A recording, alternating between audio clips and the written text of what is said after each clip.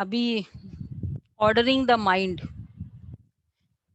Mind को order करने की जरूरत है या ऑलवेज हो जाता है, ऑटोमेटिक हो जाता है ना, अब तो ऑर्डर करने की जरूरत नहीं है। तो आज की जो चेक करना था कि बातचीत करते समय ये स्मृति रहती है कि ये आत्मा है। ऐसे अगर हम आत्मिक स्वरूप की प्रैक्टिस करने के लिए ये आज की मुरली का ये बहुत अच्छा पॉइंट है। बाबा ने कहा कि सारा दिन ये स्मृति रहे कि ये आत्मा है, ये आत्मा है, ये आत्मा है। तो मतलब ये बात कर रही है, ये आत्मा है। और जैसे ही हम आत्मा है ये बात करते हैं, आत्मा है ये बात करते हैं, तो ऑटोमेटिक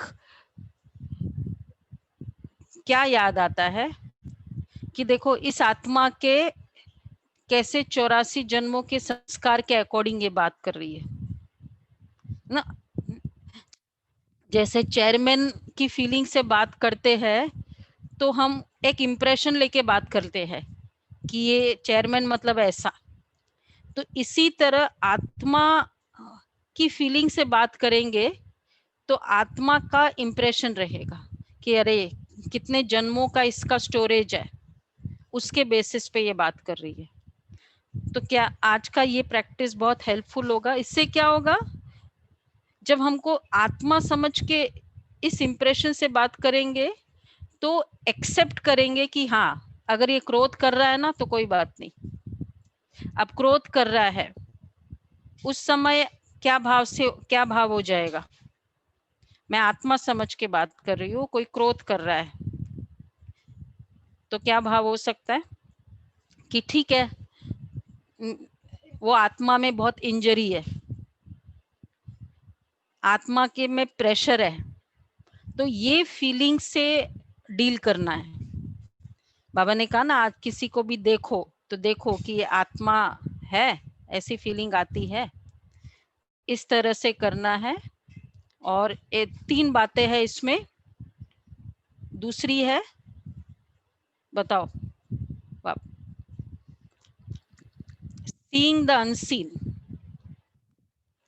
जो नहीं दिख रहा है उसको हम देख रहे हैं, और एक्चुअली वही जो सबको कंट्रोल कर रहा है, आत्मा को देखना। स्वयं को आत्मा को देखना ये तो हम कर ही रहे हैं, लेकिन अन्य की आत्मा तो वो देख रहे जो नहीं दिखाई दे रहा है, और भ्रुकुटी में आत्मा चमक रही है। तो इस फीलिंग से डील करना है तो बहुत ही अच्छा लगेगा कि देखो।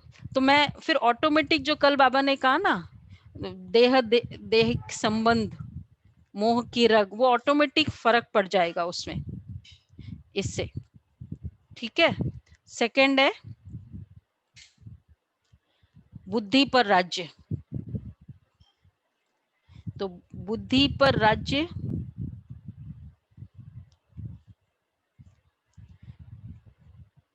हाँ तो अभी जो 6th संडे की मुरली है उसके ऊपर से हमको लेना है।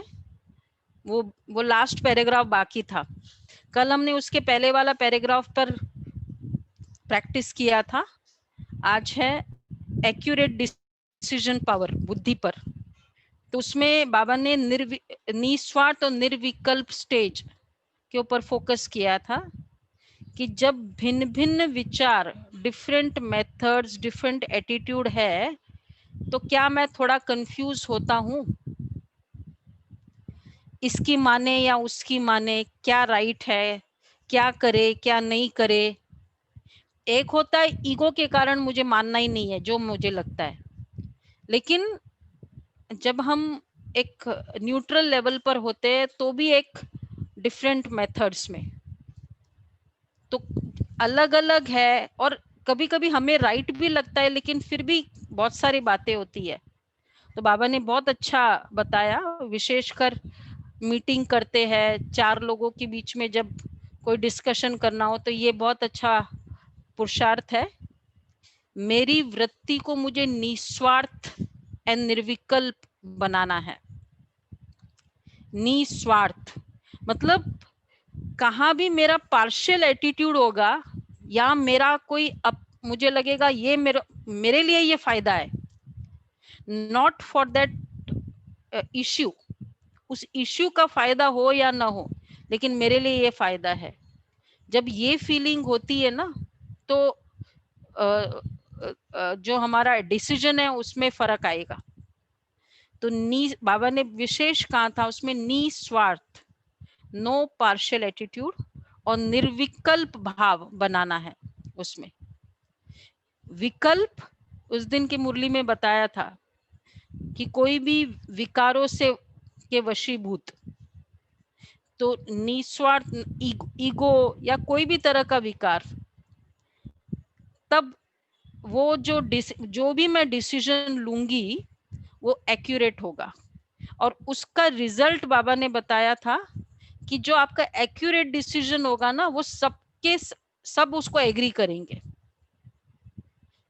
और दूसरा कोई किसी का व्यर्थ संकल्प नहीं चलेगा अगर हमारा एक्यूरेट डिसीजन है, क्योंकि इसमें खुद का स्वार्थ नहीं है, खुद का कोई विकार नहीं है, स्वयं में कोई विकार नहीं है। तो ये है बुद्धि का डिसीजन। बहुत अच्छी बात बाबा ने कही। तो बुद्धि पर राज्य, तो क्या करना है, ये तरीका है। और ये भी बहुत इंपॉर्टेंट है, किसी का व्यर्थ संकल्प नहीं चला, क्योंकि अगर किसी का भी व्यर्थ संकल्प चलेगा तो वो भी एक डिससेटिस्फेक्शन, वो इशू को, वो जो परिस्थिति है उसकी, उसमें वो वैसी फीलिंग्स देगा जैसे वो बाण मारेगा। तो बाण मारेगा तो चाहे कोई ऑपोजिट डायरेक्शन में विंड चलेगी, हम चाहे राइट डायरेक्शन में चल रहे गाड़ी को, लेकिन फिर भी थोड़ा उसका स्पीड में फर्क आ जाएगा ना।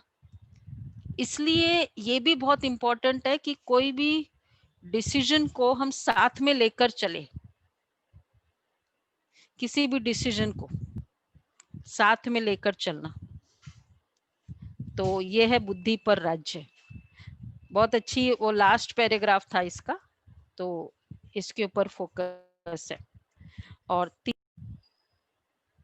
तो संस्कारों का राज्य, उसमें अब वही आत्मिक स्मृति के लिए अब मुझे वो संस्कार बनाना है। एक्चुअली ये आज का जो संकल्प ऑर्डर करना है मन पे राज्य में, इसको अभी नेचुरल नेचर बनाना है। किसी को देखते ही अटेंशन, एक बार मुरली में बाबा ने कहा ना, अटेंशन प्लीज, अटेंशन का अटेंशन, बार बार स्वयं को याद दिलाए, अटेंशन प्लीज। तो अटेंशन का संस्कार बन जाएगा फिर कि ये आत्मा है, देखो ये आत्मा बोल रही है। यही तरीका है मोह कम करने का, मोह नष्ट मोह बनने का, और यही तरीका है एक्सेप्टेंस करने का। किसी भी आत्मा को हम एक्सेप्ट तभी कर सकते हैं, और यही तरीका है उस आत्मा को समझने का कि हाँ ठीक है, कि बेचारी क्यों ऐसे कर रही है। तो इसके लिए आज हम जैसे, क्योंकि हमको संस्कार बनाना है कि ये आत्मा बोल रही है, ये जैसे मेड से बात कर रहे हैं, ये आत्मा बात कर रही है। नहीं तो पोजीशन बहुत कभी कभी ख्याल आ जाता है। तो ठीक है, बोलेंगे मेड है, दिखेगा मेल या फीमेल, लेकिन पोजीशन बहुत इंपॉर्टेंट हो जाता है। चेयरमैन है, बुद्धि पर कैसे आ गया संस्कार, स्क्रीन पे संस्कार पर राज्य। तो बाबा कहते हैं कि वो फीलिंग होगी मेड की या जो भी, लेकिन मतलब दिखाई वो देगा, लेकिन ये है कि ये आत्मा है। हमको एट अ टाइम दो करने आता है। पोजीशन तो इनफैक्ट बहुत इजीली याद आ जाता है, नहीं आता है किसी के पोजीशन। तो ये फीलिंग से हम ये कार्य करेंगे। ठीक है।